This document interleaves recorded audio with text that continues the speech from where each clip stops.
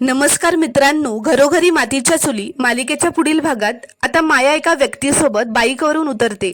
त्याने हेल्मेट घातलेलं असतं म्हणून त्याचा चेहरा दिसत नसतो. आता तो मध्येच गाडी थांबवतो म्हणून माया त्याला म्हणते, अरे वेडा आहेस का तू, मध्येच गाडी का थांबवलीस?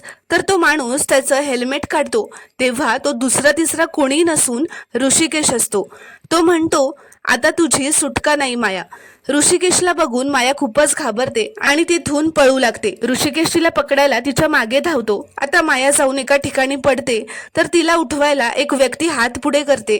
ती दुसरी कोणी नसून ऐश्वर्या असते. ऐश्वर्या तिला असं दाखवते की ती तिची मदतच करते, म्हणून ती तिला म्हणते की माया तिकडे घर आहे, तिथे जाऊन लप. पण खरं तर ते घर नसून पोलीस स्टेशनच असतं आणि ऐश्वर्याने मायाला त्या पोलीस स्टेशन मध्येच लपायला सांगितलेलं असतं. ऐश्वर्या तिला मदत करते असं दाखवते, पण खरं तर ऐश्वर्या सुद्धा या प्लॅन मध्ये सामील असते.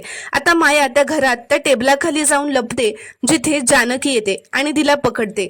तिला बाहेर काढत म्हणते, तुला म्हटलं होतं ना माया, मी ज्याचं माझ्या घराशी वाकडं त्याची नदीवर लाकडं.